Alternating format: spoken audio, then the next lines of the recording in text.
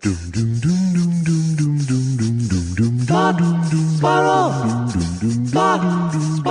2 Jews, 2 mics, 2 hours, starting now. Output is the input is... Output is earphones, input is USB. That should do it, right? That did do it. Oh, my God. It's almost like you're working with a sound guy. It is almost like that. And then you. You want to hear some of them? Sure. Hey, walk out. I also do this one. You know what I'm doing now? So you're a sound guy.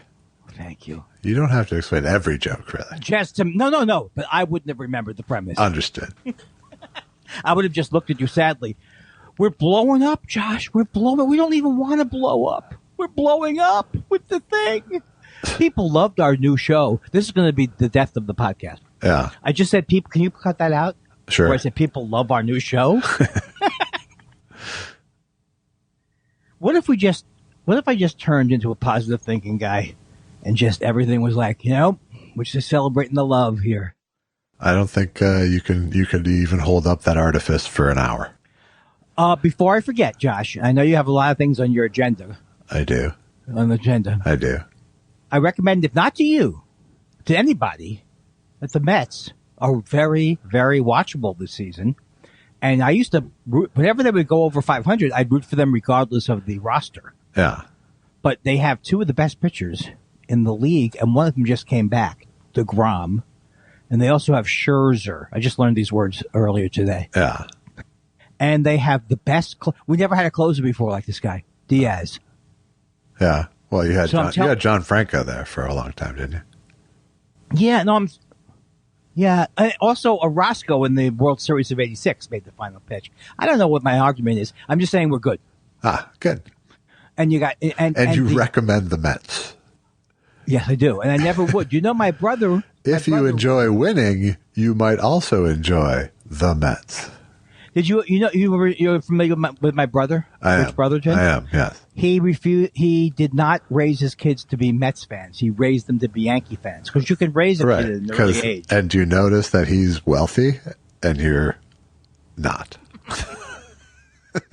I would love to blame my lack of career success on rooting for the Mets, but I don't think it would. Something's in my teeth. Yeah. Should I just leave it there? I don't really care.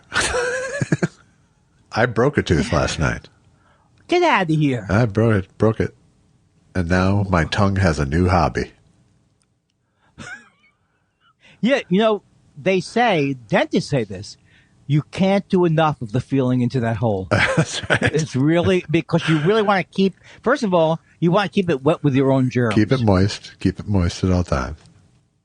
Where is it? It's one of my molars. Oh, so that's the best. Then you don't have to do your red skeleton routine today. All right. Your Clem Diddlehopper. Yeah, no, I was flossing and it broke. Counterintuitive. I've just released the food from my mouth. Okay, now I don't feel like I'm being listened to. No. No, wait a second. Can you just I'll use my one thing. Yeah. What did you just say? The last sentence. Exactly. No, come on, you can tell me. No, it's not so bad. I don't care. Okay, you just keep eating food from your mouth. Oh, okay, so here's the thing. Was it, so glad. When my memory kicks in, my therapist celebrates it. So, was it a crown or was it an original molar? I think it was a combination of filling and molar that came out. Oh, but still the original tooth. Yes, I have all my parts of all my original teeth at least. I have nothing. Everything's been worked on. My family has bad teeth, but good gums, Josh. Wow, that's fantastic. Are you okay?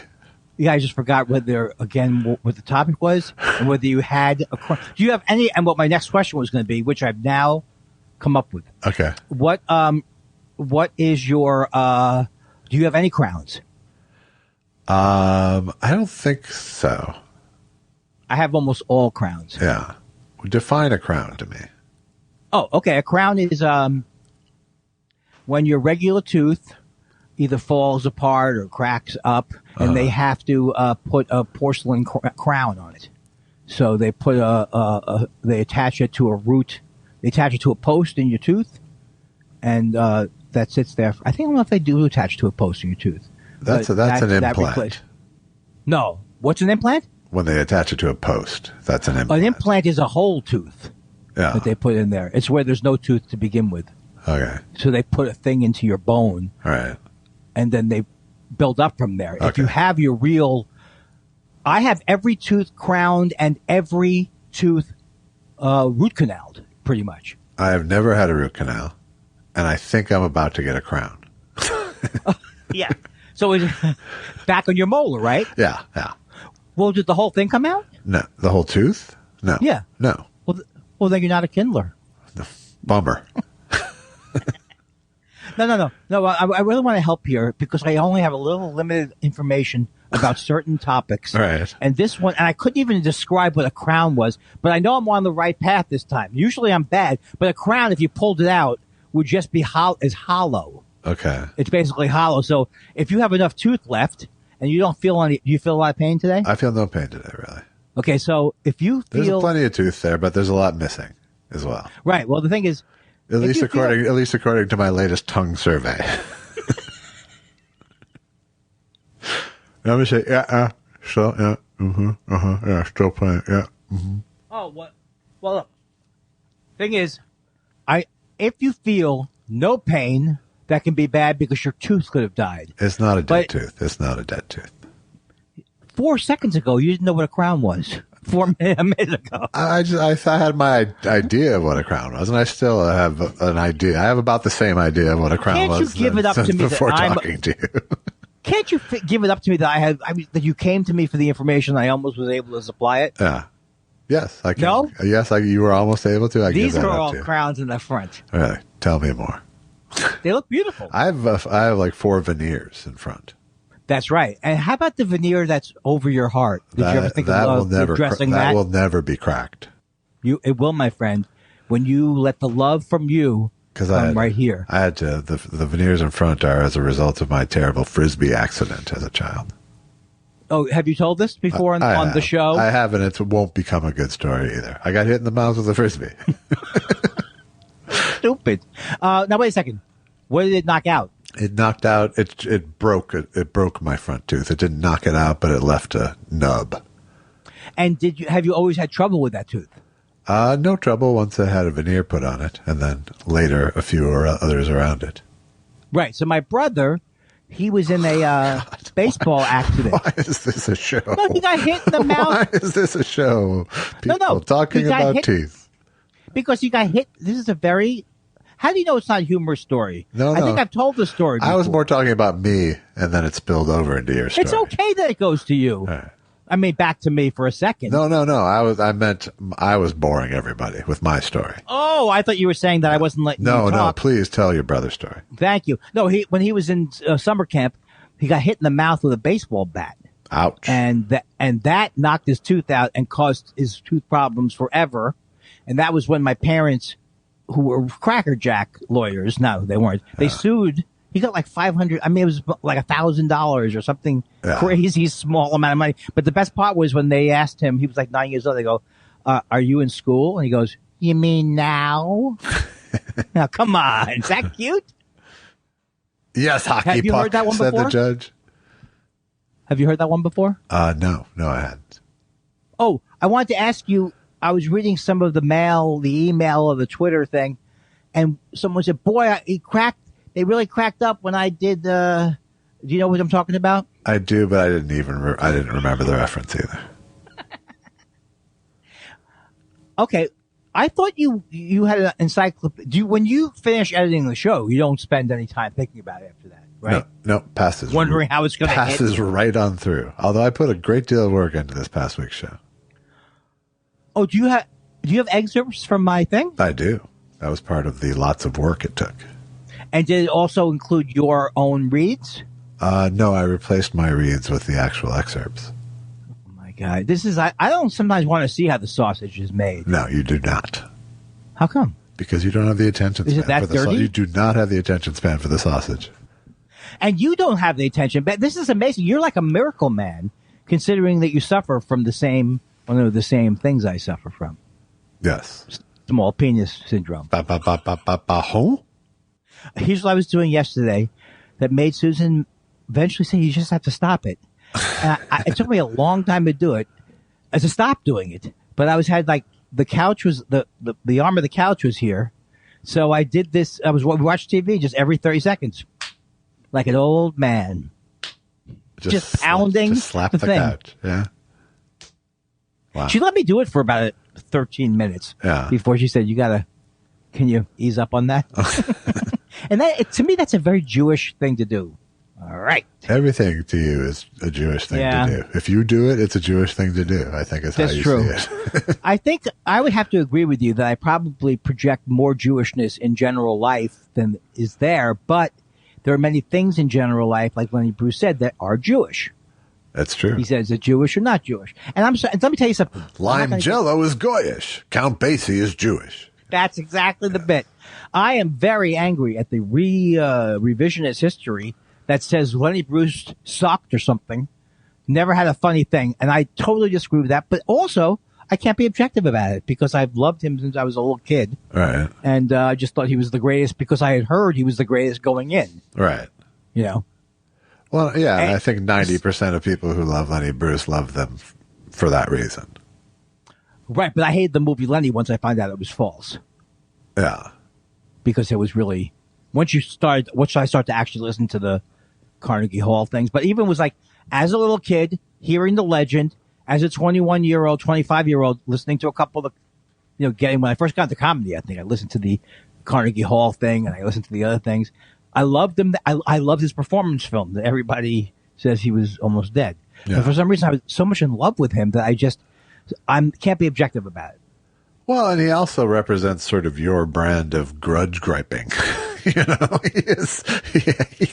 The guy can hold a grudge, and he was very angry, but he also had more reason to be angry, probably with the arrests. I'm not saying he didn't deserve anger, but I don't think that his response to it was completely fueled by outrage. It was also fueled by heroin, Yeah, that's one thing that I can't say that I understand. Oh, it just reminds me that I'm watching a really good documentary it's called Sampas, The Sin or the Savior, about a guy who had this place in Italy where people could go if they were drug addicts. Yeah.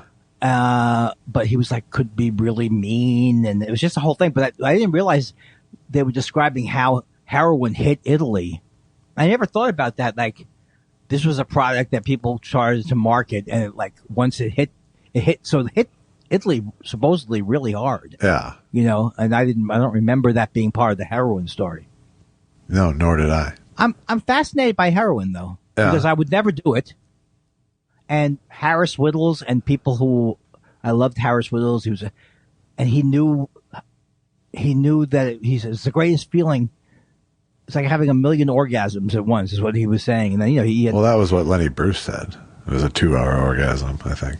Oh, well, that's what he said. Well, I don't think he heard Lenny's bit, but this is what he was saying because he had taken heroin, Harris Whittles, and then he was on some podcast talking about the experience. He just loved the high. And that's what my big fear is. And God, rest his soul and all that kind of stuff. But I would not want to tempt myself because the description of what people say happens when you take heroin does sound amazing for that 1 minute. Everything goes away. Nothing is important except the feeling of this floating. Everything relaxes in your body. And you get a nice 3, 4, 10, 20 minute. I guess you get a couple hour high the first time. Yeah. I'm not recommending it. No, I don't think you should. I'm not even making a joke about it. I'm being honest about it. That's always scared me because I think I have compulsive tendencies, obviously. Well, I mean, I think, honestly, I think, the best reason to not take a drug is because you suspect you'll love it. That's kept me off. That's true. That's kept me off a lot of drugs in my life. But not with pot. With pot, when I first smoked pot and got high, because I smoked it 20 times and didn't get high because there was a lot of garbage weed or maybe, I don't know if there's a thing to where once you cross over it, but the first time I got high and I ate a whole chicken and I said, no, this is it. This is all I need right. for the rest of my life. So, I I was drawn to pot, wanting to do pot, and also from the generation where I wanted to do LSD as soon as I can get a chance. Yeah. Because I was in Electric Kool-Aid test, the Grateful. I was really influenced by that kind of stuff. But heroin, I was always like, I don't want to do needles, and it always sounded like everybody who did it dies. Yeah, well, it has a pretty good hit rate in that regard. I had a guy argue with me once. It was an old friend of mine who was in. I played music with him, and he was saying he was attracted to heroin. He didn't do heroin, but he said that if you do heroin right and you know where you're getting it from, you can live forever on heroin. I just didn't seem. I don't know. I'm not trying it. It didn't seem to hold water. Yeah, well, I mean, the most detailed heroin advice I've ever really gotten into was in Keith Richards' book. He does a lot of describing the. Oh, is it interesting to read? The way to keep it going, kind of, and you know. Is it interesting to read about that? Yeah, kind of. In the context of all this other shit that he was doing to keep it all going, In Permanent Midnight, does he talk about, is his stuff more like Speedballs, or he was also on heroin? I don't remember. It's 30 years. Oh, I thought you read that. Okay. I did 30 years ago. I was at least bringing up something that you read. Yes. Okay, now I'm just very angry about everything. Because of your wanting heroin? You know what it is? Here's what I want. I want to be able to say to you, I would love to try heroin, but I know it's too dangerous, and then I would love you to go, that's okay, Andy. You may think it was weird to think that, but you're okay, kid. And then I would feel okay because I can't feel it from inside. What I'm saying is, I think that's how everyone feels about heroin. Yeah, it's not. I would love to try it if it wasn't dangerous for me to do so. I think is how most people feel about heroin. And that's the danger too, because I think Harris smoked it first, and some people smoke it first. Yes. And then that's like no needles. What's the downside? It's crushingly addictive. Right. Now, I wanted to tell you something that I was very proud of this weekend, Josh. I've been trying this over the last couple of weeks. I've been throwing objects into cylindrical receivers. By that you mean small garbage trash cans? Yeah. And even small trash cans that are on the table. We have small table trash cans, little ones like this.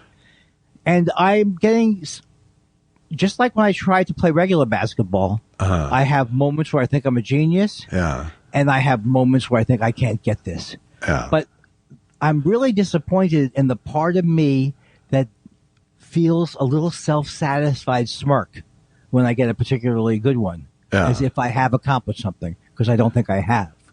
I would agree with you. You have accomplished nothing. Nothing. Nothing. Less than Nerf basketball, even. Yeah. Less than a round of Nerf basketball. Absolutely. Now, Papa Shot is different. Papa Shot makes you feel like you could probably be a professional foul shot shooter. Yeah. Because I think it's 4 feet tall. Yeah. And tiny little basketballs. And I know, I could see you, because I know you've done did you do some pinball machining? Yeah, I had a pinball machine there for a long time. Right, but I just had a feeling you were good at those kind of hand-eye coordination. I have pretty good hand-eye coordination. I don't. I do not. And when I was in Vietnam, Josh, I shot I didn't shoot any Charlie. Yeah. Does that sound right? Sure. I mean, not coming from you, but yeah, it sounds like. That's my Bob Hope impression. Hey, how's everybody? Hey, Charlie's out there today. Because that was the get big laugh. Right. I know Charlie doesn't like to hear that. Because he's saying Charlie, he couldn't say a more insulting word for an Asian person. Correct. I think that's where Charlie came from. He was riding the edge with Charlie. He was riding the edge. Like, yes. I miss those shows. I miss doing those shows. Yeah, sure. I know how you love Joey Heatherton to this day. Do you have any fence problems that have arisen, or is everything like a new life? You go, I can't believe it. I've thought about doing this fence for so many years, and you just walk around the house like I walk around your property, kind of looking in and feeling good. I don't walk around, but occasionally I'll get a glance at it, and my response will be, "Yep, looks better." And how did you keep the dogs from running away before this? There was a fence there before, Andy. I never saw a fence. Was it? But you don't see color either, so I understand. I don't see color, but I don't believe that it was a fence that they couldn't have. Well, I think you told me once they got out through the fence. No, they didn't. No, I didn't. God damn it! God damn it! So they're not. Are they ever, when they were kids, ever run out in the street or nothing? They've always been good. Clyde's run away. By run away, I mean like gone half a block a couple times. What do you think? What is he thinking? Well, he was young and confused by the whole world. See, that's what I admire about cats is they will find their way home. It's amazing. There was once where he did it, and I went out there where someone came in the gate and he bolted right out of it. And we panicked, but then I yelled his name and he came running. But then he wouldn't come in until I got Allison because he was still more afraid of me and loved Allison at that time. Would you say this was within the first months of his arrival? Well, we know he loves you, but he still loves Allison more. He still loves Allison more, but he absolutely loves and trusts me now. But he. But haven't you done more of the legwork? Not really. Not really. I don't know what I'm trying to find. I found him though. I found Clyde, but he immediately how'd you find him? Immediately glommed onto Allison. Where'd you find it? At a shelter? Yeah. I refuse to. I mean, if I ever do get a dog, I'm paying a breeder. I'm through the nose. We're going through Rich Brotherton. No, want a dog. No, the best way is to go to a pet store.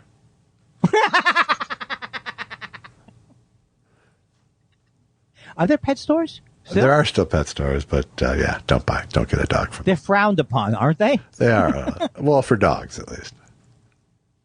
Good, but still a good place to get a turtle. That's the way I remember pet stores from my youth. Yeah. Or actually, I think you could get turtle. My brother got in trouble because he took some turtles from Genovese or something. Why could he get turtles out of a? We used to steal when we were very young. I stole comic books until I got caught. I told you that story, right? Yes, I believe so. But where I would stick them under my thing, and then the fourth day she said, what are you taking today, Andy? What are you swiping today? I had to go back there with my mother. My mother was very good about it. That's why I remember it. Yeah. I have to give it up for my mother because I don't think I would expect all parents would be good about it.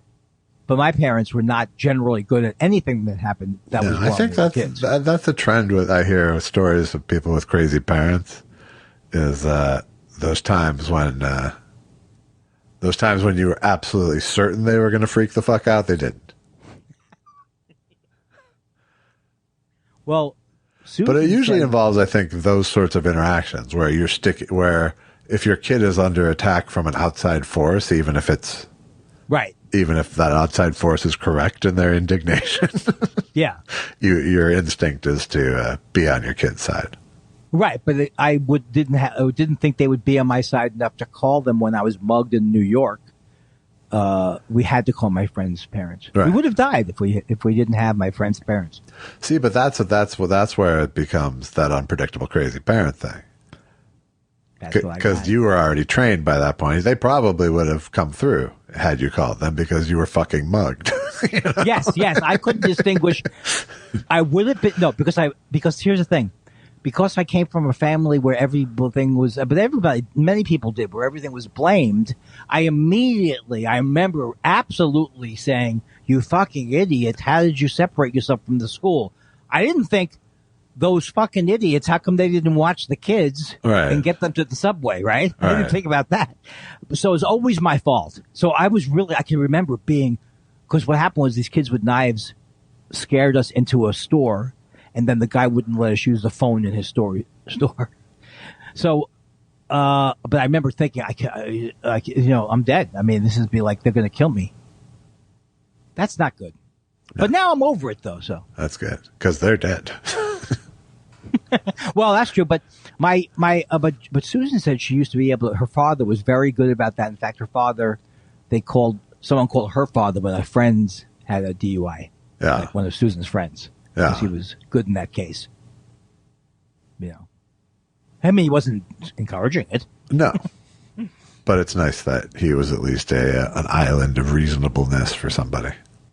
Well, I used to think, Josh, that when I was a kid, you don't know that anything is different. So you think it's totally normal that you're scared to death of your parents, which I just don't think was normal. No, what do you mean? I think it's totally normal. I thought it was normal that all kids were totally scared of saying things to their parents. No, I don't think that's normal. Right, but I thought it was. Gotcha. I thought it was like everybody else had the same family unit. Right. I always kind of knew mine was I got a particularly good one.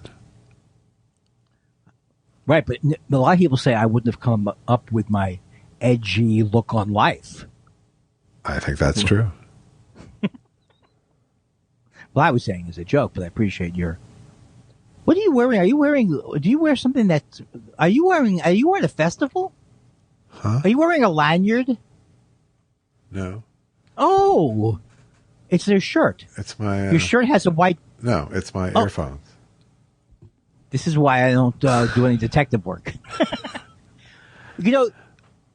Every time I've tried to use not the wired headphones, it's not good. Bluetooth does not work well. No, not for this situation. No. Not at all. Aren't you excited? About what? The Democrats. Yeah. Oh, yeah. Oh, I can't contain myself.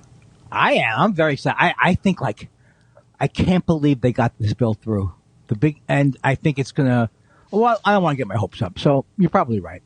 I'm going to try and adopt your cynicism. It's not so much my cynicism as it is my main thought today is, my tooth feels weird like this.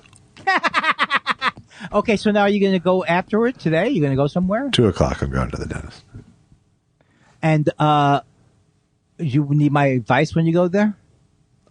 Sure. Meet me there. I can't believe this is the thing, too. Like, my family would delay it. They go, well, it fell out, but... And then they agonize for several days. Not now as we're adults, but... Well, funnily enough, I had just pushed back my my routine appointment last week about a month. Oh, man. Well, that's fine. But you have such solid teeth. I didn't know you had such a solid... And again, I thought everybody... Well, not everybody, but we had 10 cavities once. I had 7 cavities once.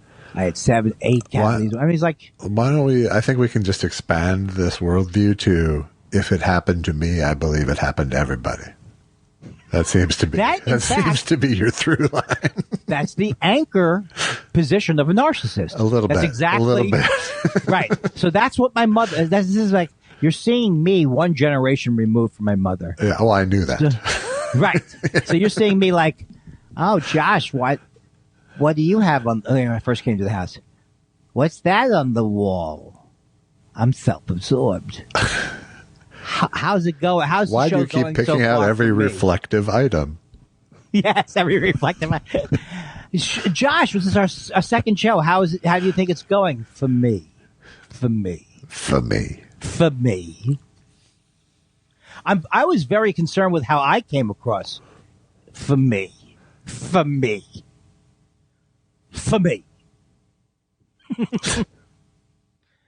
As long as you have your health, that's our family crest.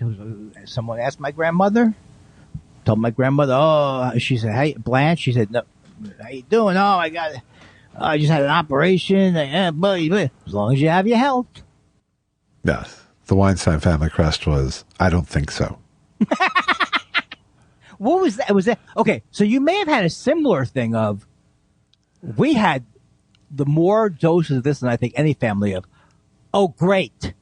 What did you do, or what's happening? What did you do to cause this to happen? Or great! I knew it was going to get fucking horrible, even if no. None just of that. My mom would spiral like that. My dad had none of that. No, my dad had no patience for dramatics. I just remembered who the name of the person was. Hank Kranzler is the name of the person who went to school with your father and Bob Dylan. Ah. Does it ring a bell? It does not, no. He's a famous person, too. And he's your father's age. Okay. How famous is he? I don't know. It took me a week to find his name. What does he do? Like a writer or something like that. Super famous then. Hank Kranzler. Okay. So now I'll go back to what you were saying about your father. I just wanted to say that because I was trying to think of that last week. Well, when I'm editing the show and I remember that you said it, I'll look it up then. Oh, do you often have my voice in your head when you're editing the show? Not in my head, but in my office. So it passes right through my head. But I thought there was a chance if this guy's telling stories about hanging out with Bob Dylan at his university, I think there's a chance. It's very likely. It's very likely that they knew one another. It's just my father's been dead for 30 years, and I don't recall him listing the name. And they were both. Were they in a Jewish thing? They were Sigma Alpha Mu fraternity members. Yes, it's unbelievable to me. I can't. Which is a Jewish fraternity. I can't see Dylan saying, "So, what are we going to do for the rush?" Thank you, sir. May I have another? Hey, Bob, we're all going to go. You want to play racquetball? No, they wouldn't play. I think largely it was because it was a cheap place to live in the actual frat house. Oh, okay. Yeah. I didn't have any. When I went to school, we hated fraternities, my particular school. As did I. But I was also not looking at all for a college experience when I went to college. Right. The only thing I missed that sounds like it would be great with the fraternities is the hazing sounds good. Yes. You know what I'm saying? Sure. I just can't believe, I think we have had progress with our generations if people felt nothing about, and shove a tuna fish sandwich down his face and then make him crawl along people did this, shoving people into phone booths was not a fun thing to do. It was a stupid thing. Yeah, I think you're picking a pretty innocuous example. But yeah. No, but when I was growing up, they were going, I can't wait till I'm old enough to see how many kids we can do. Was that used as an example? That was not a hazing that thing. Was boring to do? That was not a hazing ritual. No, that wasn't hazing. No. Hazing was more like, we're all men. That was how kids pressed up against each other in the 50s.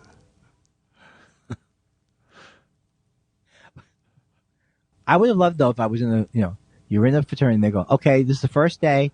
We're all men, but for some reason, we need the younger ones to be all naked while we paddle you. No, there's nothing odd about this. Right. And my father ended hazing. He ended it. University. Wow. Yes. Well, no, not hazing. He ended paddling. Ah, okay. That means there was paddling before he was there. Yeah. And how did he end it? Because he was the head of his fraternity. Yeah. He wasn't an ass whistleblower. Also, I don't know these stories, these family stories. Who knows? He might have been a fascist in the 30s. I think my father was pursuing alcoholism in his fraternity days. Like, seriously pursuing it, by all accounts. Your father, was he an alcoholic? No. Oh, okay. But I think had he met a different woman, he probably would have gone down that path. Did he try pot? Yeah, sure. See, that's a different generation. This is like you had hip parents who were younger, who you probably wrote comedy with, you hung out with. Yes, all of the above. I was back in the days where I said, "Hello, Father. How are you this morning, Father?" My parents were too young to have depression stories. I know, that really is a marker. Yeah. That's a marker. You know how old someone is. Let me ask you a question. Did your grandfather... They were even too young to have clinical depression stories. Does your grandfather collect literally every jar? And I still have the same thing almost. I think that is a depression era thing. No, but my grandfather was a degenerate gambler. So. Wait, was he okay? What was his? Was that your father's father? Yes. And what was his profession? He was a salesman mostly. And of was the traveling variety. And was he a good grandpa? He was an okay grandpa.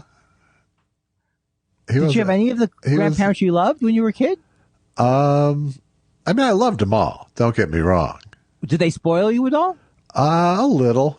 They spoiled me with high calories.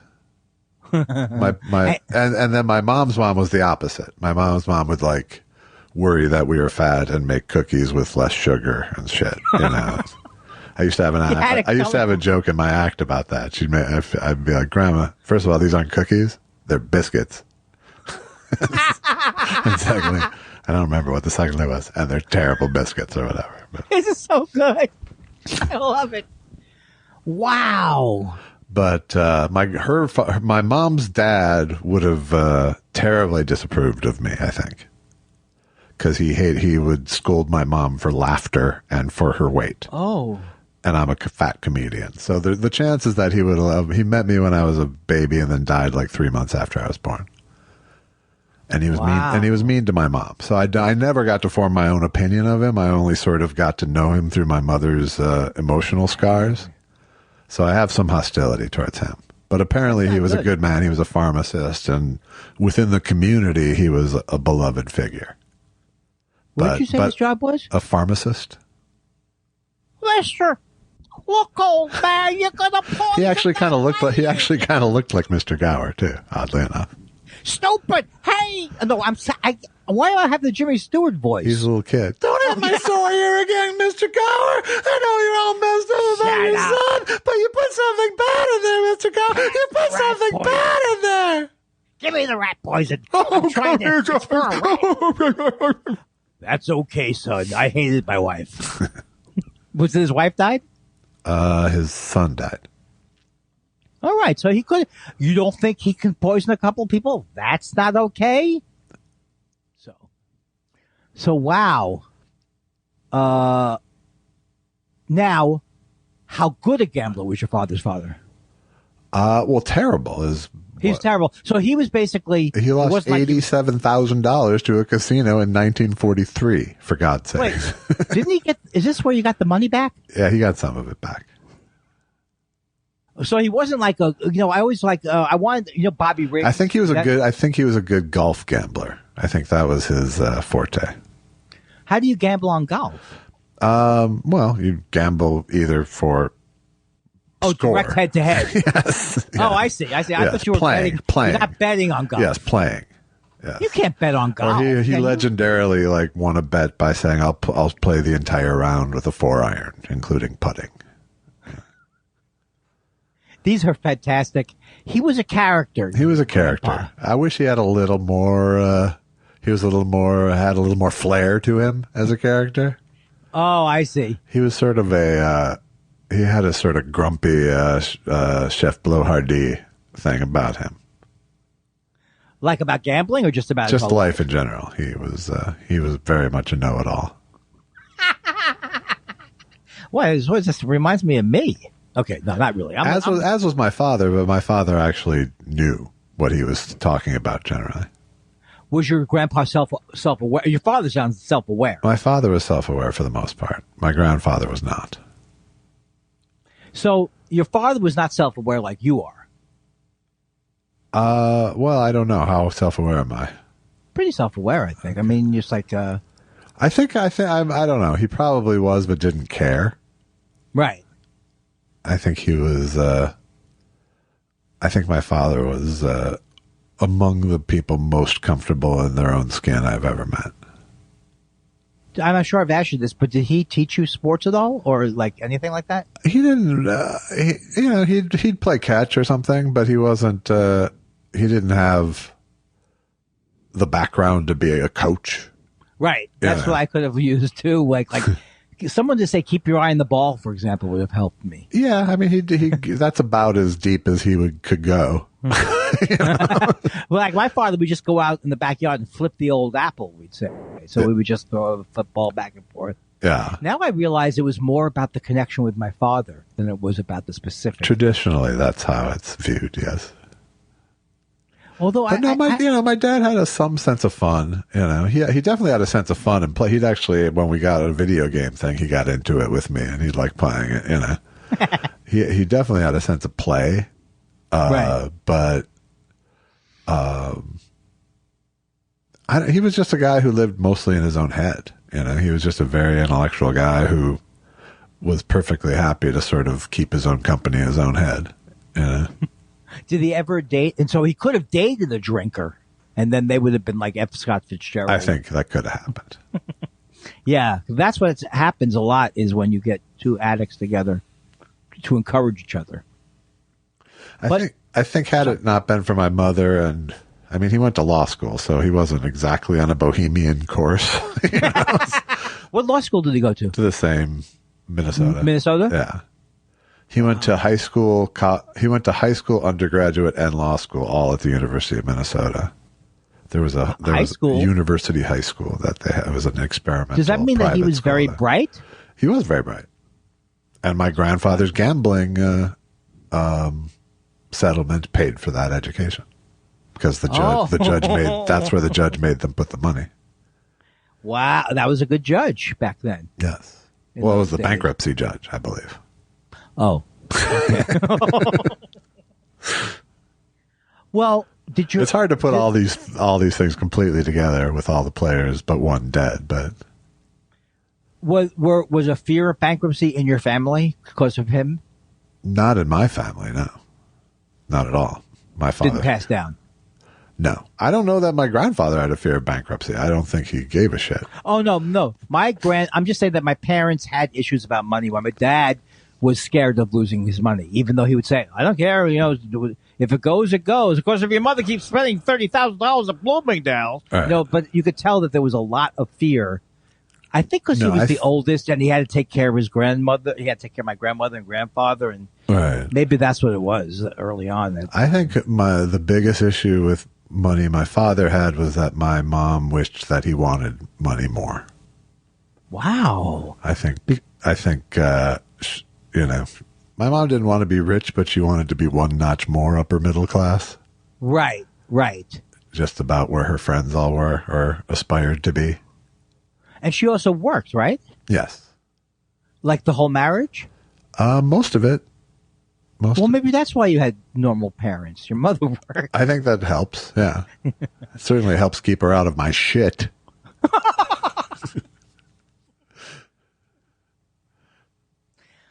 Oh, man.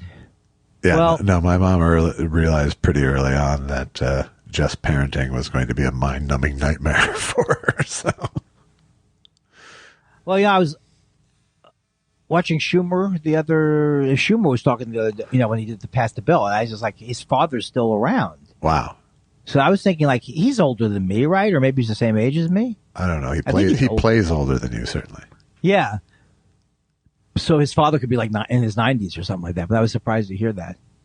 I don't know anybody who currently has wait, that's not true. Most of I'm older than you, so most of your friends still have parents.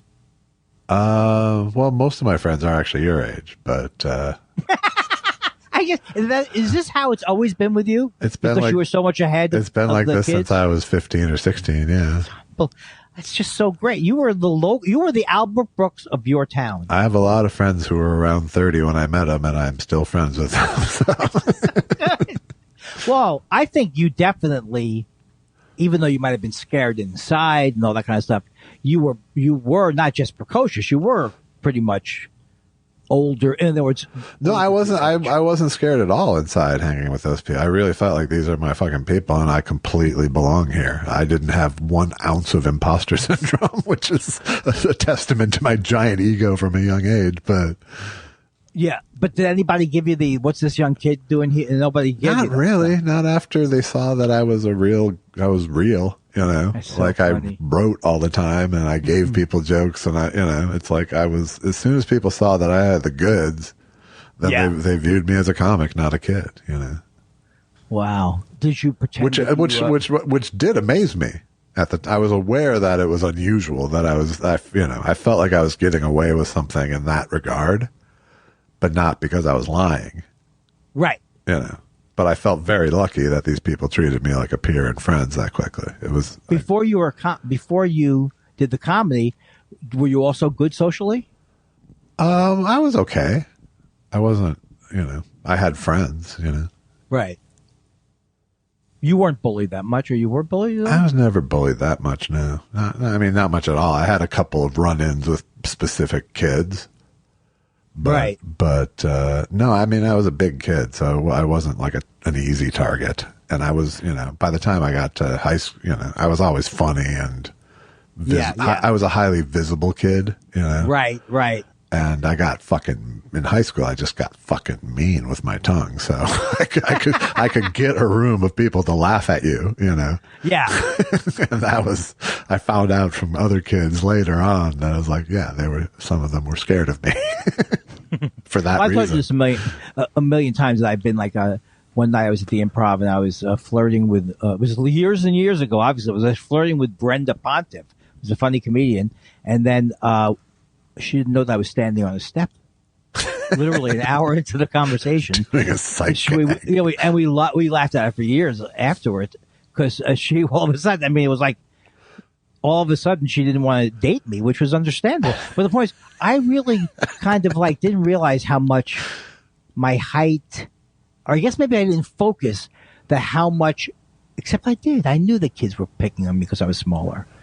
So I always wanted to have that. But anyway, I always wanted to have that feeling where you could be, because when you're tall, all of a sudden you do think, hey, get the fuck out of my way. I'm going in there, Yeah.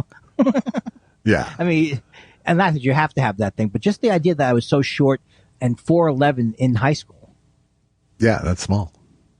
And size places. I mean, I get it. I think it's pretty funny that 5'4" is the result of a massive growth spurt. Wait, don't you fucking say that. What did you say? You said that on purpose? You did that on purpose, right? How tall am I? You're 5'6". 5'5.5". Okay. and a half. But seriously, don't tell people I'm 5'4". Why am I prejudiced against the 5'4"? I don't know. You see, that's where it's all pecking where I go. order. It's all pecking order, I guess. I know. I think of myself, I'm so, because I grew up short. I'm very much, I don't even have that issue. No, I find shorter comedians. I try to lord it over them. I honestly, and I know this sounds like a cliche joke, but I don't see height very much. Well, you wouldn't because you're tall. Well, yeah, but then I'll see a picture and I'll go, holy shit, I'm Chewbacca. I'm fucking Chewbacca. Jesus Christ. But you don't wear hats like that when you go to clubs, right? Well, that hat wouldn't stop anything. And that's not wearing a chapeau. Of some I'm just type. wearing a cap. What's wrong with that? No. I'm thinking about people sitting behind you at the comedy club. Ah, okay. No, when I go to a club, I wear the one with fruit. Carmen Miranda hat? I didn't even know you had that. I do. Do you think that was Carmen Miranda? Was that a joke when she did it? Was that supposed to be a joke, or was that a culture where they sung with fruit in their head? Both, I think. Because, they expanded it into a joke in Carmen Miranda movies. But then what you really saw was Bugs Bunny references to it 1,000,000 times. I'm mad at myself because I listened to that Ben Mankiewicz thing, which was so great about Lucy. And of course, you really start to have more respect for Rick. Not that I didn't love Desi Arnaz, but I did always, when I was a kid, I thought his music was just so hokey. When you go down to Cumbin Town and you do the thing and you boo, boo, boo. But he actually was a great musician. I think he was. He brought the conga line was based on him. Yes. So, and I've heard him talk about music. It wasn't based on him. He Don't popularized it. Just go with my fucking story for a change. Jesus Christ. It's exactly what I said. I'm reading it out of a history book. The conga line was based on him. A conga line, which was invented in 1953, was based on Ricky Ricardo. It wasn't even based on Desi Arnaz. It was based on Ricky Ricardo. Okay, I'm okay now, but last week was rough. I haven't acknowledged several lulls so far because I'm I'm maturing. That's good. I'm still on the high from last week. That's good. I'm glad. Yeah, we're kicking ass, man. We are funny. We should start to be more like, if you want a podcast where you're laughing. Are you tired of just slightly amusing? Go with thought spiral, and then we do like morning zoo stuff. Yeah. Well, that's not a morning zoo. Not really. No, that's more of a Pillsbury Doughboy thing. Hey, Josh, we were down at TJ Cranberry's last night. Who were you dating? What was that? Josh. Hey, Josh. Well, you wouldn't be named Josh. You could not be named Josh. No, I'm Elvis in the morning.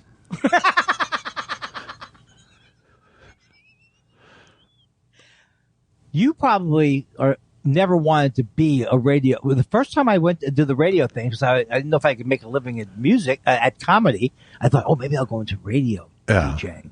What a terrible field. I never wanted to because it involves my Achilles heel, which is every day. Oh, yeah.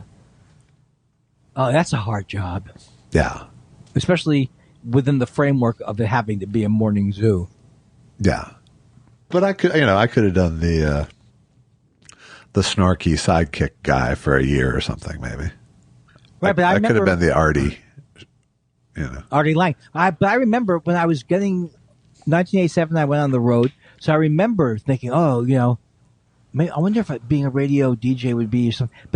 But it was already dying by then. That's when it was really starting to die, I think. Wasn't that even when Infinity came around? We went to talk, and all radio went to talk radio. It was like late 80s, early 90s. That's my memory of it. Yeah. Rush Limbaugh, the Excellence in Broadcasting Network. Yes, but that was AM. That's a different. Oh, yeah, that's true. That is a whole different thing.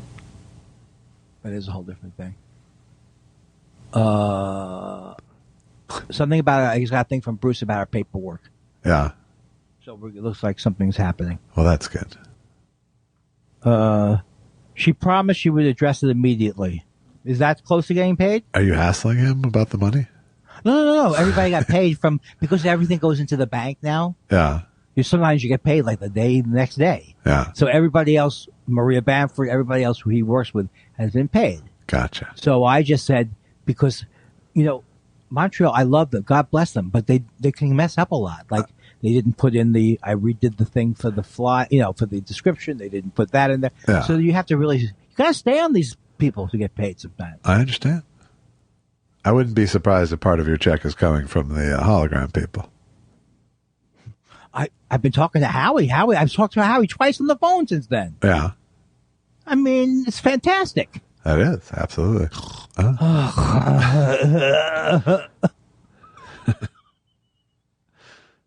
Let it be known.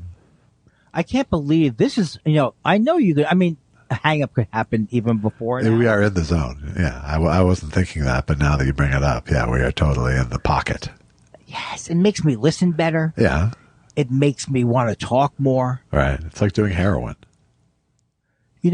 I want you to take all the heroin stuff out. I'm going to come up with another bit that I'll do Friday about heroin. Right. Okay. And you replace that. But do you actually feel guilty about thinking heroin is a good, that would be fun? Why do you feel guilty about that? Because it's just OCD that a listener will think, I wonder if he will do heroin. Yeah. It's all based on, I've learned through therapy that OCD, it doesn't normally go away, but that's what starts to percolate. And I don't even know what I'm worried about as I'm telling the story. I'll put it this way. I don't think you should do heroin, but I challenge you to find heroin. I could not. That's something I could not do in college either. Yeah. I mean, it just wasn't in the circles then. Right. Because it was mid-70s, was still the 60s. I did a lot of acid. Do you think you could find heroin in a week? It sounds like a bad morning zoo bit. It does.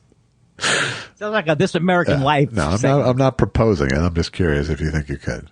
No, because I think you're getting into like a pranky thing now. Maybe if I was talking. No, because I'm trying to. In my head, I'm asking, but I'm thinking how many 6 degrees of Lenny Bruce am I from heroin? I don't like downers in general. Like even in the 70s, I didn't like Quaaludes like everyone loved them. Yeah, people loved them. I just got it was kind of good, but I got sick, kind of like too drunk. It's drunk. It's drunk in a pill. Yeah. Then there was other ones. There were other downers that were more fun. They said 2-and-alls.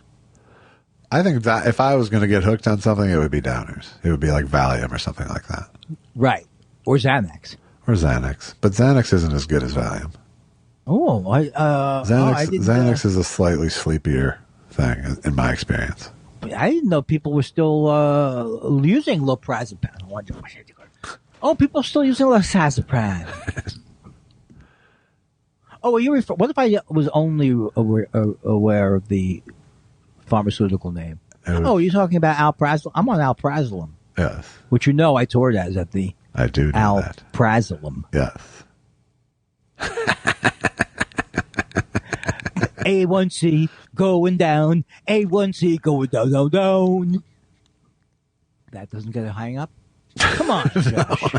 What, are you sleepy? I'm trying to hang you out to dry. I think you like me now. You really like me. It's almost enough. Don't do it yet, but do you know that they're claiming it was 105 degrees yesterday in Van Nuys? It did not feel that hot to me. It felt all of 100, I'll tell you that much. So I think there's something wrong with me. I went for a 2-mile walk at just before sunset yesterday. I didn't feel hot. So does that mean I'm dying? I think it did not feel like 100 degrees. I think you might have hypothermia. You have hypochondrothermia. That sounds right. No, but I know when I'm almost, because I think I've told you this, that when I was really stupid in the 90s when I would play Vegas and I just was like, I'm going to run. So I went out a couple times and ran in the middle of the day in Vegas in the middle of the summer. Yeah, that'll take a little something out of your show at night. That could have killed me. It could have. So that never feels that way here. Because we don't have the, What if I just an hour in, what if you really kept, that's like how Todd Glass talks. What if this happened? What if that happened? Or that's James Adomian doing Todd Glass. Any new things to, what? No, we got to Andy doing James doing Todd. So I think we're done now.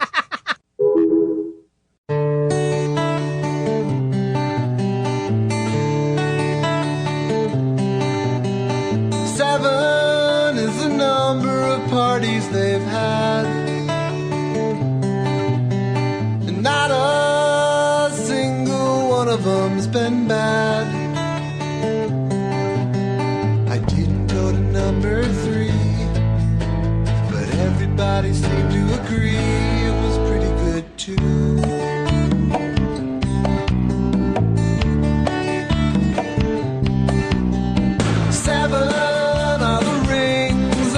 I'd possessed, I'd wave them in the face of every Super Bowl guest. You need one to get you in, but if you talk to Joel or Jim, you can get into Super Bowl 7.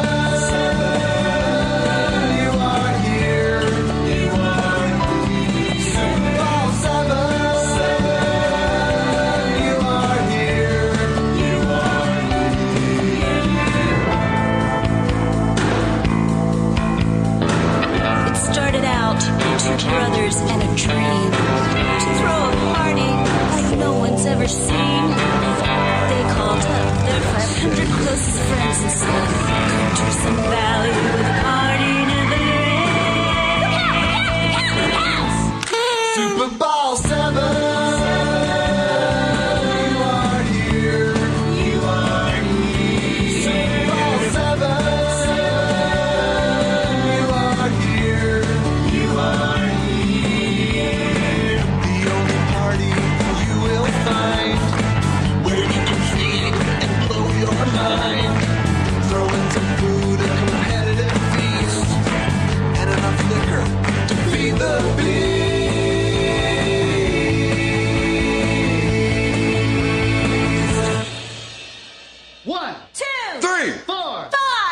Super Bowl 7.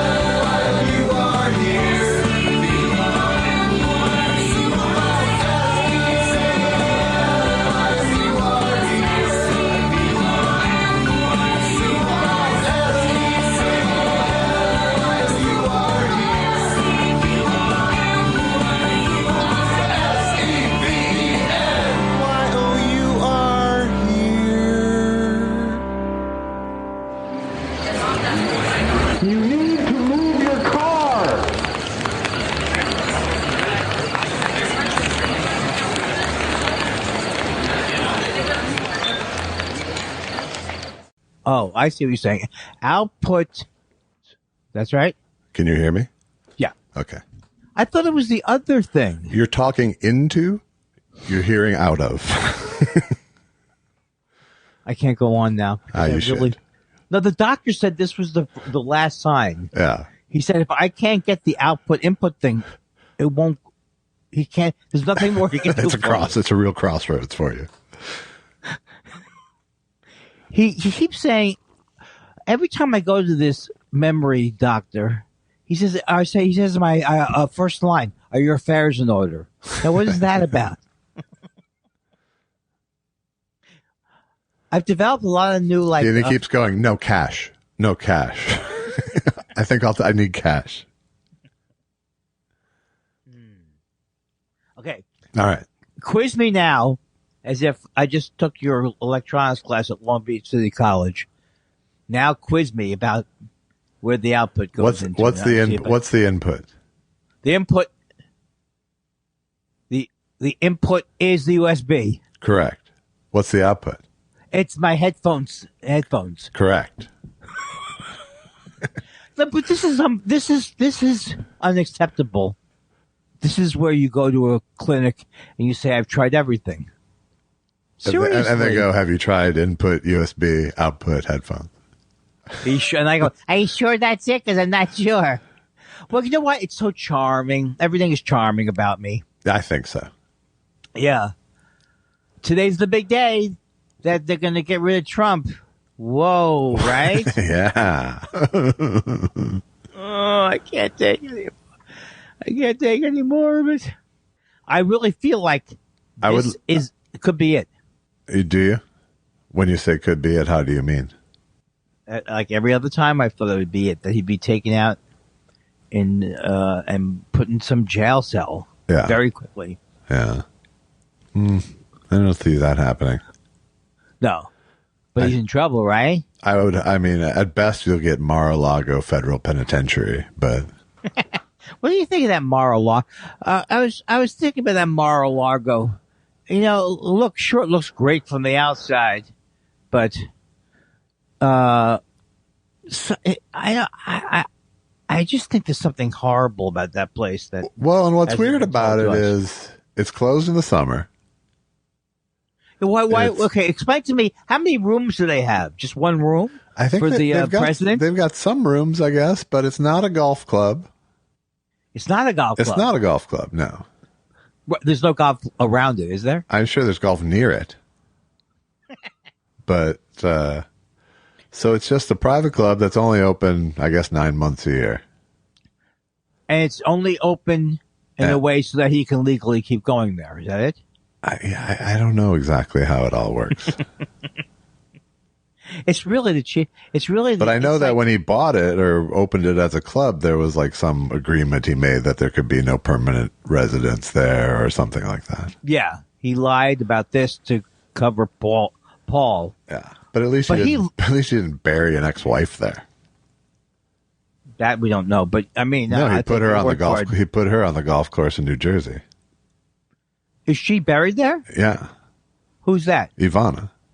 She's buried on a golf. She's buried in a cemetery next to a golf course. She's buried in the family plot, which is on the grounds of the golf club. Oh, this family, which also triggered some sort of tax break. You know, I like some of the people there. I like that Kimberly Corfoyle. She seems good. Kimberly Corfoyle. Yeah, she's good. Yeah. Then I keep thinking I'm just trying to keep your universe of characters straight. And I keep thinking, is that Laura Trump who comes out all the time and is nasty? She's as nasty as the rest of them now? She's part of the team, certainly. I expected more from her because she has some blood outside that family, right? I mean, there's some... It doesn't matter. I guess it does. Much like the Nazis, it only takes a single drop of any fluid. Do you know that Victor? Don't you think he should like jazz himself up like Victor the Nazi or Victor, Mr. Nazi, Orban? Something. Yeah. He should play up his Nazi. He looks like a Nazi. Shouldn't he play it up? He quacks like a Nazi. He actually Viktor Orban used race mixing. Race mixing. He's not. Yes. Is that? Have we lost something in the translation there? No. It's actually no. He double checked it. Oh man. In Google hate speech. You know, it's Friday is a day where I've come to believe that maybe Trump would be removed one of these Fridays. He's been removed. He's no longer president. I know he's really not a president anymore, despite what he says. I know. So he's still that guy. You have to give it up for him that he is able to make you sick. You know what he's doing, Andy? What is he doing? He's living rent free in your head. I like one of those. That's one of those sayings that I definitely get. I'm not going to plead the fifth. I get what they're saying. Lives rent free in your head. But it's something that's an incorrect premise about that. No, it's a good premise. Well, the incorrect premise is that you can't actually charge someone rent for your head. So that's what I'm thinking. Yes. Well, first of all, why would he move into? Would he really move into my head just to live there? Maybe that's what therapists are doing, is charging you rent to get into their head. I love my therapist. I'm telling you, That's not healthy. If I can marry oh my God, I love marry my therapist. If I could marry my therapist and see Susan as I don't know. You don't really want to record whatever the rest of this thought is. Yeah, this isn't going on to the thing, right? You have two spools, right? Yes. You have like a spool of things to get me in trouble. The dipshit dump reel. You know, in a certain way, everything I say works because you can either turn it into something that it isn't.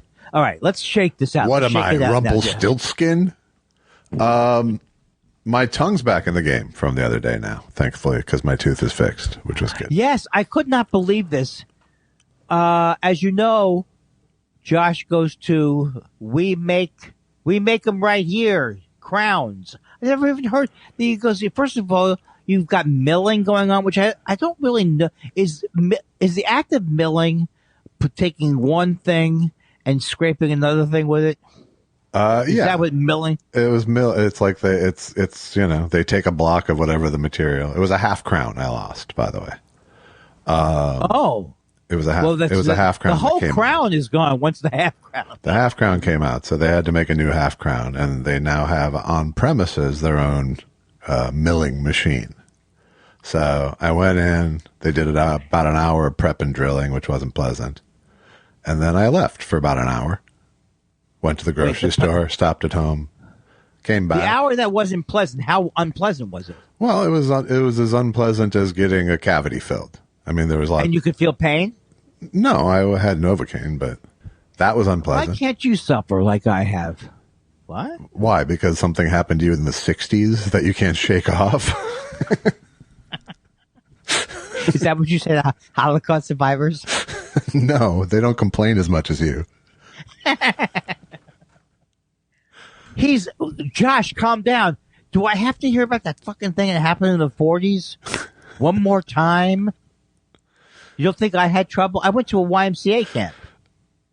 All right. Let's get somebody in perspective on the quality of the comedy and the respect that we have just for the topics, regardless of how we deal with them. Exactly. Okay, I wanted to say something to you that is kind of bothering me about Elvis Costello. And the only person who I can talk to about. Okay. But then you'll get annoyed very quickly. Probably. But that can happen. That can happen with any topic, really. Right, but I love him. But then, like, he has a new album, like, Magnificent Hurt. It's a magnificent hurt. I mean, at some point, everything sounds like 13 steps go down. Yeah. Can't he wake up one day and go, what's a good boop, boop, shankala, oh, aha, hoo. Is it always going to be, what are you going to do to the hoo-hoo?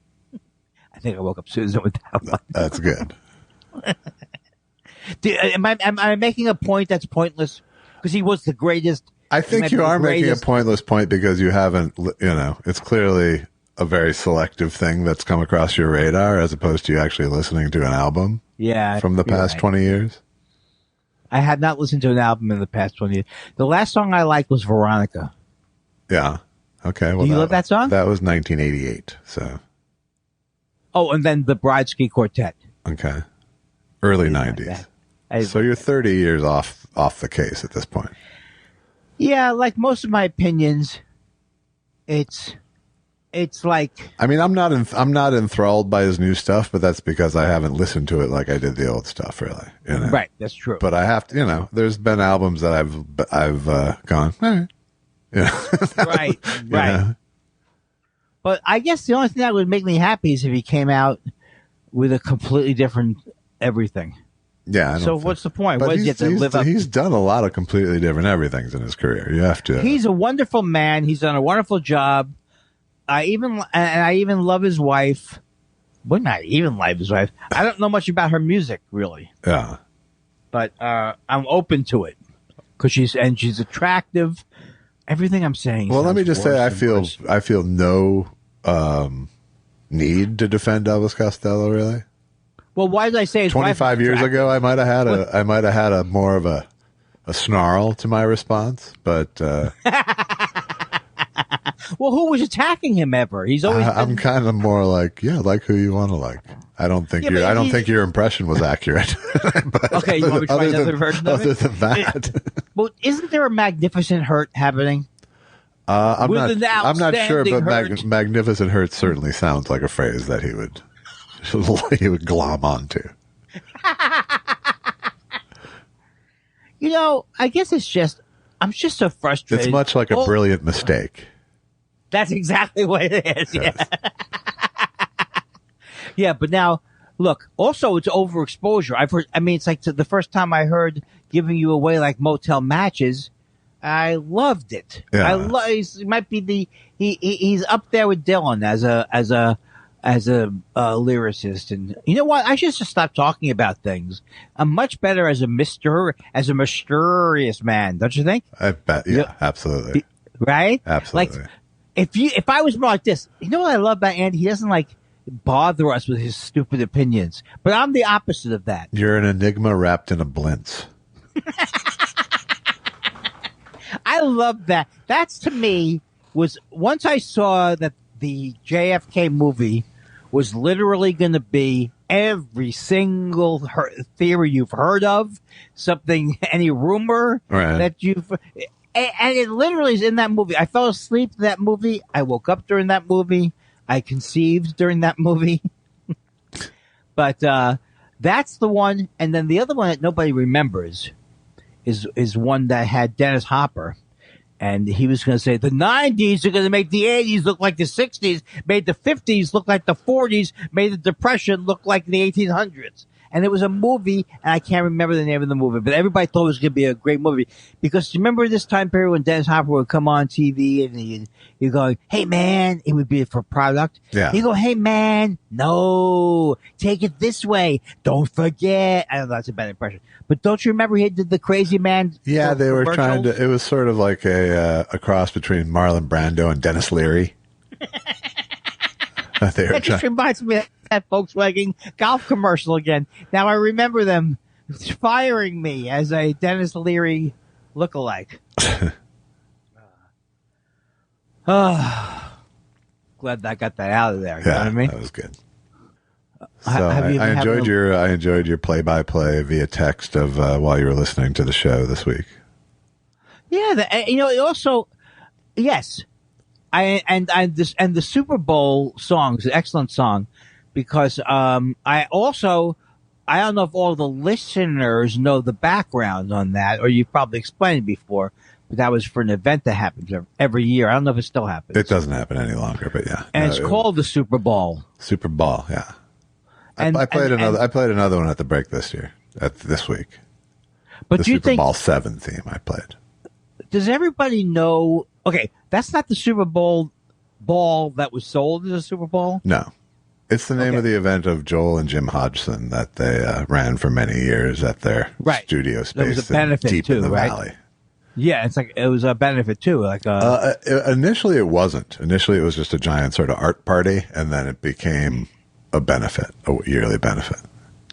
I guess what I'm trying to back my way into is that for a time period, 3 days, I love that fucking Super Bowl, the actual one that came out called Super Bowl. Yeah. It was smaller than a Pensy Pinky. Uh-huh. Is a Pensy Pinky a name that you know? I know what it is, kind of. It's a lame ball. Yeah, a slightly too spongy ball. That's not how it was marketed, but that's exactly what it is. Yeah, they had those balls. And then when the Super Bowl came out, Super Bowl, not ball, came out, you couldn't believe it. You would, first of all, it would bounce so high and you never could retrieve it once it got going. Yeah. But there was no sport that was made with that ball. There was at my school.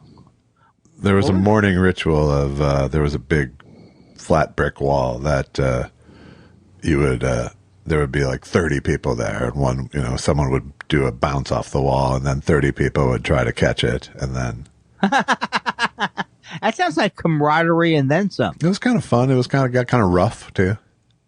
Oh, I know. Why? You see, you could do all these rough things that I couldn't do. Yeah, but I'd be crushed at during a rough thing. Exactly. You're a very fragile little flower. Yeah, because you probably played rugby. I've heard you played rugby. He's such a big old thing. He hurts the other children. In all the games he plays so rough. What is that one from? What is that one? My life is good. It's good. I have to tell you that Randy Newman has an unbelievable array of despicable characters who live just below the surface. Yeah. I mean, he's not despicable. No. But, it's money that I love. But he can see it from there. All right, Alex wants us to do a short show this week because he's moving this weekend. So let's okay, let's do it. I'm sorry. I feel bad for myself. Don't feel bad. It's time for questions. What do you want to know? We love your questions so much. It's half our show. Half our show. I've been telling you this for years. While I'm trying to find what the thing is, if you could have some play on music or play off music. All right, I'll get to it. I'll put it on my honeydew list. That's what I was going to say. I would love it if Allison gave you a honeydew list, and she also never said it like with as a sarcasm. Right. That your honeydew list is coming. Oh, stupid. Oh. All right, here we go. I hope it's pickles. I never. It's not actually pickles this week. Do you have Duckman?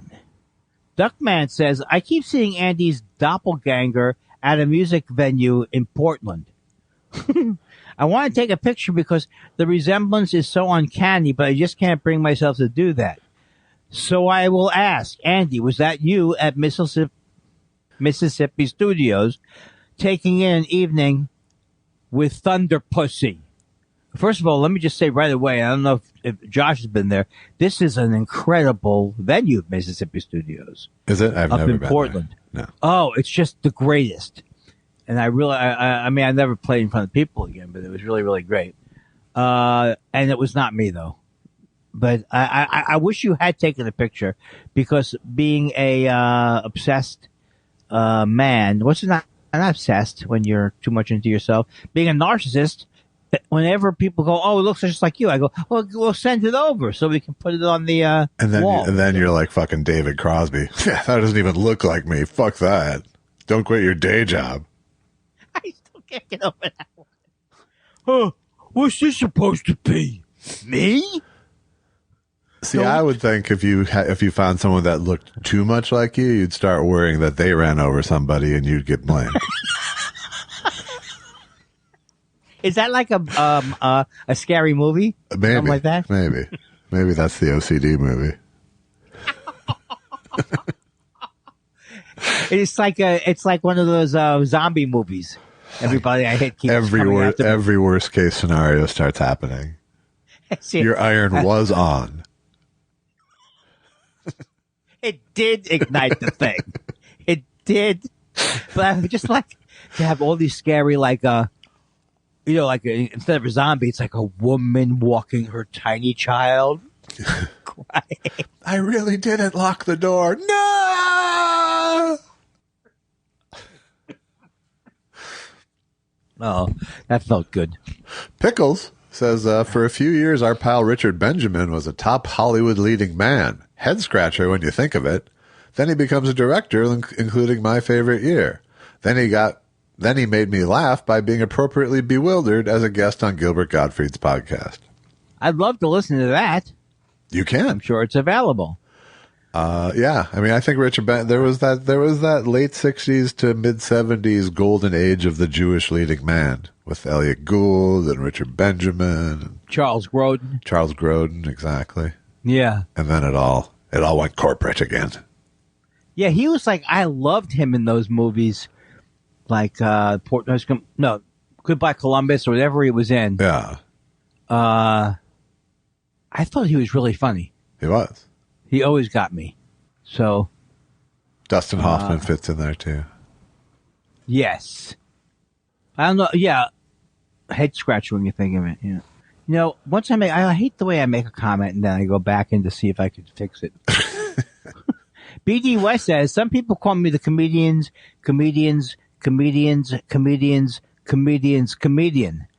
Some people just don't get me.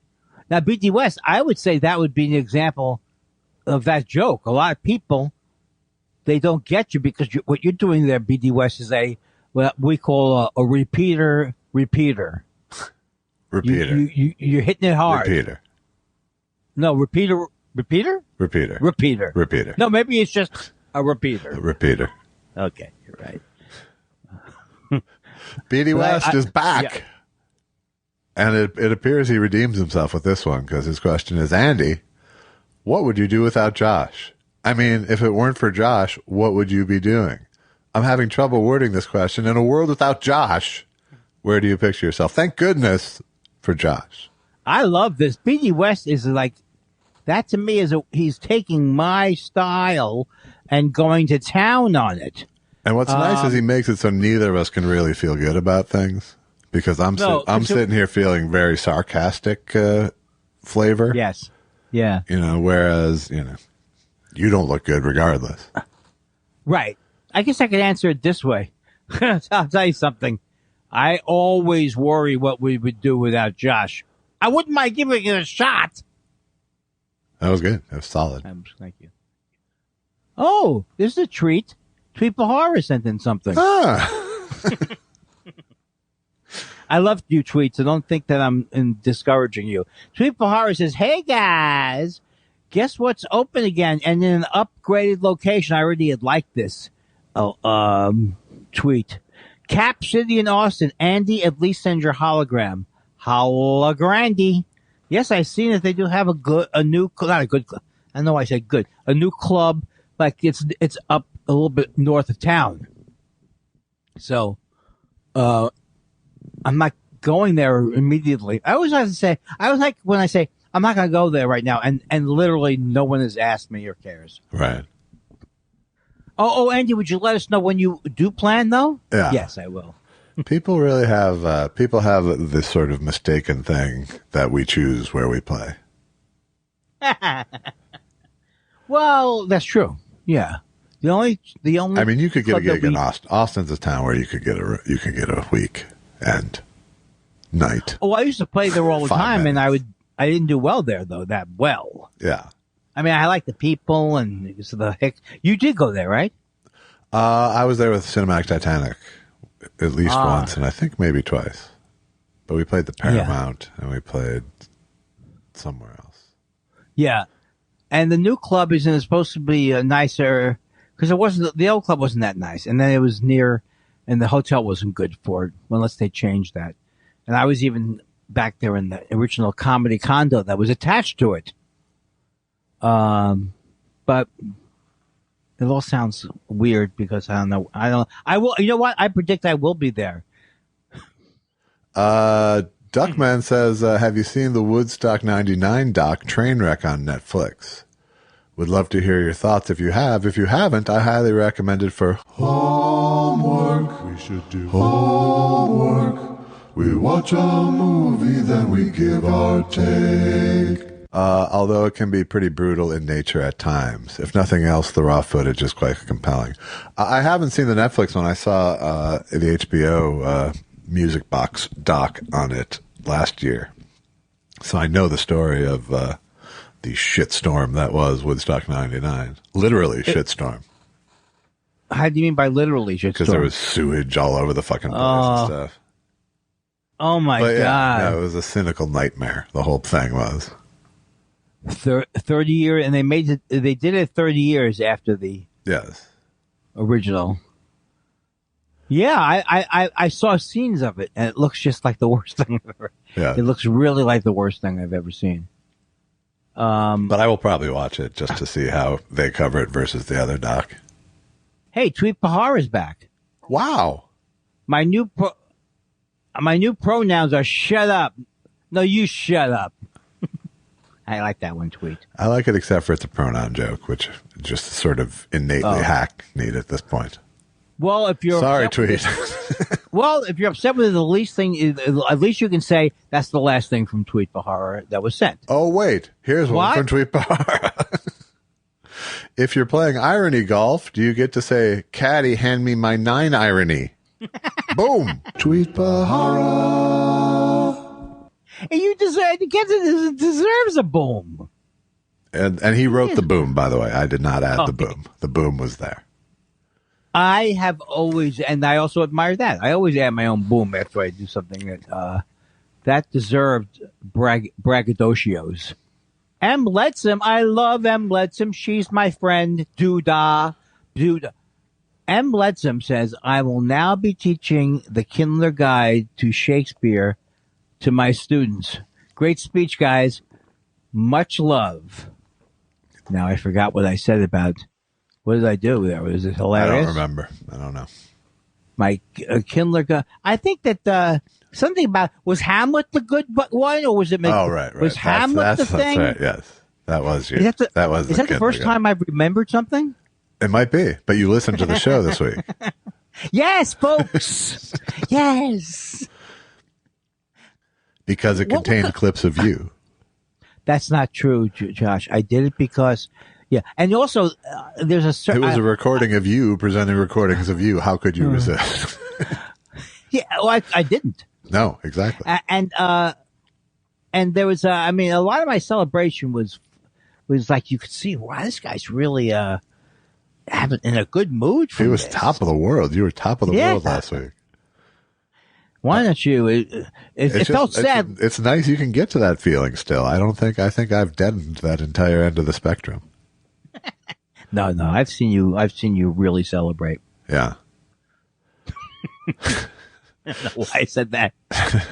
Stephen Elton Yates. I'm going to just thought, you know what? If you don't hop in, Josh, you're going to bear steamroll me. I feel it. I just feel like I give you a chance. You do it for Alex. Do it for Alex. Go for it. Stephen Elton Yates says, did you guys, by the way, I'm going to talk now like it's at 1.5, but it's not at 1.5, and you're going to love it. Did you guys ever see Stephen Yelton says, did you guys ever see the George Plimpton special? Stephen Yelton, did you go with there? Steve, remember the premise is 1.5 speeds. Stephen Elton Yates says, did you guys ever see the George Plimpton special about stand-up comedy? It features a who's who of 70s comedians. You might find it interesting. I have never seen that, and I'm going to like it right now, and I'm going to see that. I can't even imagine who. I mean, I know who it might be, but who knows? Well, there's Phyllis Diller in the still, but it's on YouTube. It's called Plimpton. Did you hear the one about? And no, I've never seen it nor heard of it, but I have already saved it on YouTube to watch later. You know that I'm not a stickler, right? No, you're not a stickler. I say that to everybody.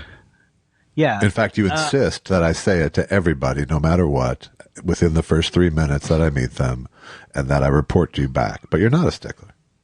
Get it? Yeah. Do you get it? Do you understand the joke, Andy? I'm not really. Yeah, I think I did. I'm all over where you were going with it. I forgot what I was going to say though. You're no stickler,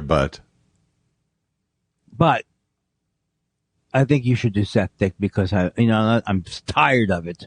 From the desk of Mama Dick III, I think I speak for the silent majority of listeners when I implore people not to send multiple questions, as the questions, not the writers, inevitably suck. As Dennis Miller said when he was funny, 2 of shit is shit. What? What, is there something going on? I can't sign on to this, Seth Dick, really. I think there's something to what you're saying, but I'm not going to sign on to this because it would be alienating a very loyal, participatory segment of our audience. Yeah, and the other thing is the thing that you would preclude then is the occasional genius multi-part question. Right. Do you really want to exclude that? All good points. But I think Kate they could have been Pants. contained to one. I like that name. And I can't remember K Pants writing a letter before. I love that name. I love the mushroom image. K Pants says, what's the handiest thing Andy had ever done? Hang a a bookshelf, change his oil, a third handy thing? I was thinking about that the other day because there are a couple of times there's a couple of things I can do. And then I realized, okay, the handiest thing I do is I shave off last year's registration thing on my car license plate and put a new one on there. Really? Yeah. It's the handiest thing. Mine are so thick it's like a fucking curb feeler. I wish people could see your face there. You did a lot of work in a compact area. Allison just reminded me of one of the handiest things I ever did when we were first dating. And she was living in Los Feliz in the second floor of this duplex, and it was just fucking boiling there where she and Alon lived. And I bought her an air conditioner, a window unit, and I installed it in a second floor window myself. That is almost without a ladder, even like from inside. And you know that I would have been calling every day. Is that thing fallen yet? I couldn't believe how that I must have been so fucking horny to do something like that. Was it a fetter? I don't remember what it was. It might have been a carrier. That is such a great thing that you did. And it didn't fall out. I couldn't believe it. Man, it just, my estimation of you grows higher by the moment. Dan, don't you usually read Dan? No, I can, go ahead. Dan Codify Wade says, "Hey guys, I was blown away from that line in the speech. The only thing comedians handle worse than criticism is acceptance. Just great." That is, that whole thing was, Josh. And, that's a very, very, it really is like the idea, like the worst thing that you could do is, besides criticize a comic, is to enjoy him or her. Really, really, it says it all. Sue Vide says, "Do you think the sunk what the fuck?" Sue Vide says, "Do you think the sunk cost fallacy can apply to romantic relationships and friendships?" Can you read that again and tell me what that says? You read it right, at least that time. Do you think the sunk cost fallacy can apply to romantic relationships and friendships?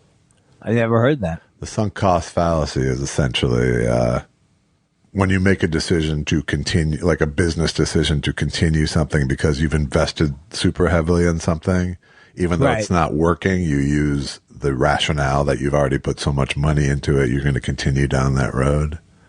Isn't that always a bad thing to do? Or that's why it's a fallacy. It's throwing good money after bad. Essentially, yes.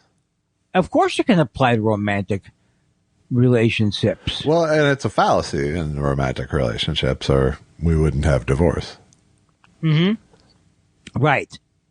I think, I don't know. I mean, I think, I do think it can apply. I think it applies in terms of people do use that. We've been together so long that we can't end it. You know, It's right. I mean, I guess in a certain way that could be a very positive sounding thing, but it sounds like you're trying to win a Guinness Book of Records thing. huh? You're trying to win. We've sunk so much into this. We should go for the record, right? Jake Moe says, "Hey, what's going on? Thought Spiral 261." No, I said that wrong. Hey, is this a haiku? That's not what he said. I'll try it for now. This is me doing a haiku. Hey, what's going on? Thought Spiral 269. Haikus are the shit. Test show 269. The thing is, I don't know how to check on this to see if it's right. Is it the amount of syllables? Yes, it is. Hey, what's going on? 5. Thought Spiral 260. Thought Spiral 269. 7. Haikus are the shit. 5. That's it? That's it. It checks out. I want to get into I want to get into that racket. The haiku racket. Now do iambic pentameter. Jason, old look, same bad taste Parton says, situation, you're both going back out on the road again. Challenge, come up with a stage name for each other. Bonus points if it refers to some type of rodent.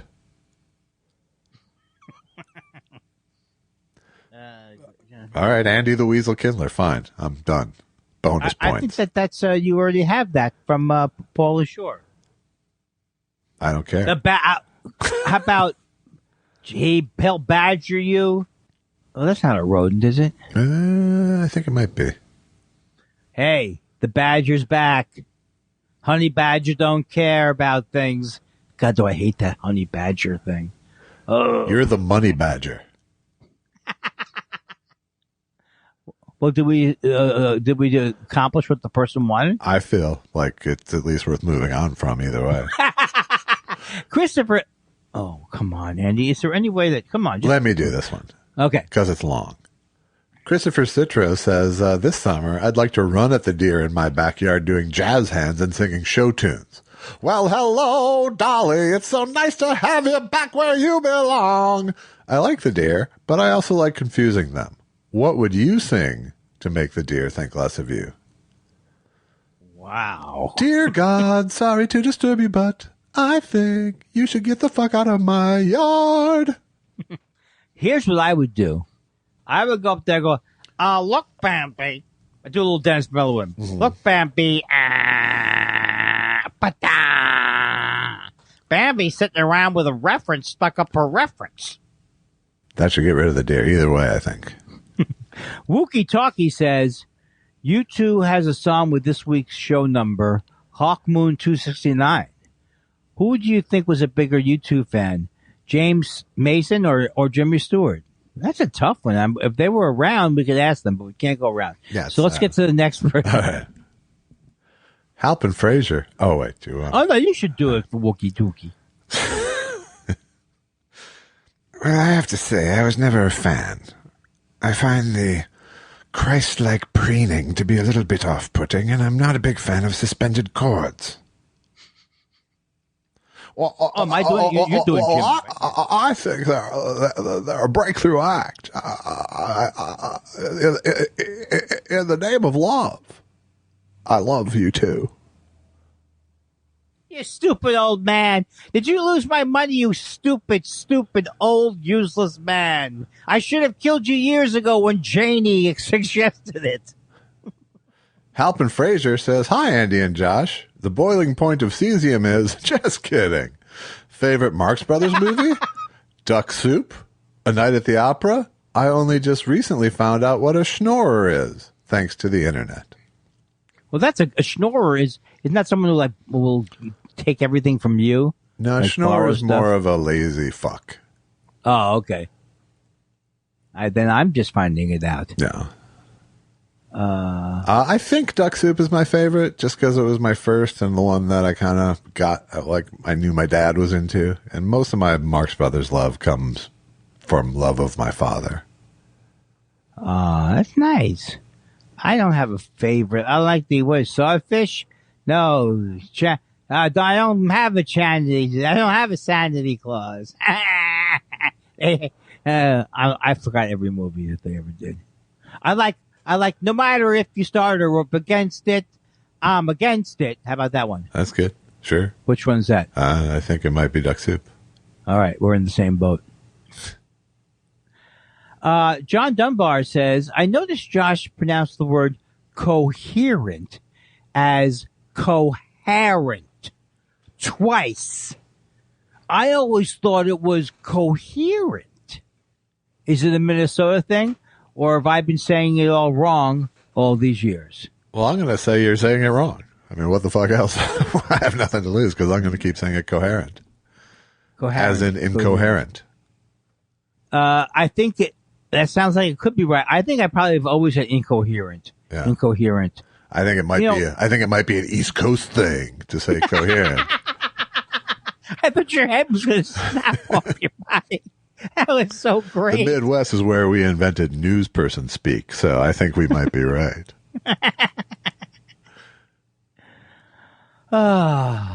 Hillbilly Suave says, just thanks, guys, for years of guffaws and moments of various other emotions. I'm new to Twitter, but long-time listener. Keep on keeping on. That's very nice, Hillbilly Suave. Hillbilly Suave. That is a lovely sentiment, and I hope they'll be continue. Well, I proved today that I've lived up to your expectations. True enough. Truer words have never been spoken, my friend. True that. Mike Parrish says, my boss and I have been slowly building a spiral staircase for the past several months, and it's finally nearing completion, which makes me very happy. What is something that you built that left you with a sense of pride once completed? Documentary? Well, that's good. All I could think of when he's saying that is OCD. Could you imagine if I actually built something like and I built it to code? Yes. And you should never build anything load bearing. Exactly. That is so true. I got so scared. Mike Wilner has how should we start with the Mike Wilner? From the top or the bottom? Oh, from the bottom. Mike Wilner says, compliments first, gents. Josh, hearing you sing Back Up on Piece of My Heart put a huge smile on my face. Not sure why, but I loved it. You do a great holding company. Andy, weeks later, I'm still blown away that you pulled psychological out of a Word Up reference. As for a question, I figure since Andy has the MLB package and this happened in Minnesota, you both might have thoughts on Rocco Baldelli going ballistic on the umpires after a replay review overturned an out call at home plate last weekend.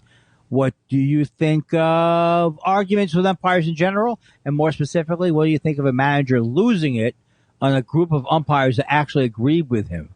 They were overruled by replay officials after all. Thanks and keep up the great radio. You're my go-to listen. Well, thank you, Mike Wilner. That's a lot of question. That's a lot of question, Mike. He went the whole route with it. He subverted the whole Twitter ethos. I think umpire freakouts have always been part of the grand theatrics of baseball, and I think I have no problem with any kind of gasket being blown because it's fun to watch. It's fun to watch. It is fun to watch. And, umpires can handle it. Yeah. Now, I saw them replay something the other week that is always disturbing to watch, but then you can't stop watching it, is when a guy charges Nolan Ryan. I think his name was Robin. It was Robin. It was Robin Ventura. He charges Nolan Ryan. Yes. Which I would never do because Nolan Ryan's like 9 feet tall. And Nolan Ryan gets him in the headlock and just starts punching him in the head. It's fantastic. It's one of the great baseball clips of all time.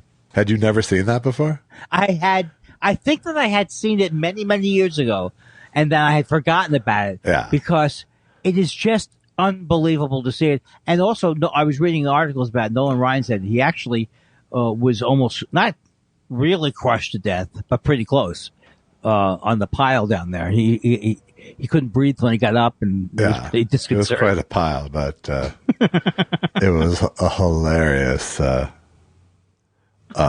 dismissing of Robin Ventura's threat. And I realized then. Well, Robin Ventura was kind of a badass too. I mean, he wasn't. That's right. Yeah. Yeah. He's not a small guy or a shy guy. All right. So yeah, it was fun to watch him dispatched. And they both remember it, like to both of them, especially to Robin. People thought like it was like a life-changing weird thing because he didn't see it as a horrible thing. When it was another day at the office for him, I think. You know. Because I mean, Nolan Ryan did get the best of him, but I mean Nolan Ryan, I don't know. Yeah. I feel like I should study a martial art so I feel more comfortable. Maybe about you should. it. Maybe you should. Okay, what do you think would be good for me? I don't know. Something with that with tutus. Now I'm getting nervous because Alex wants us to cut it short. If you'd like to support the show, please go to buymeacoffee.com/lifestyle and support our show with a buy us a coffee. Was that one? If you like us listening, you like that. Was that 1.5 times? That was 1.5 times. And then if you could do a funny version of cutting me off. Okay. That's at double speed. Andy, what are you doing? I just wanted to say. What? Did you see the? I'll go with a classic. Did you see what that guy said about you today online? He loved your thing. He loved you. He loved my thing?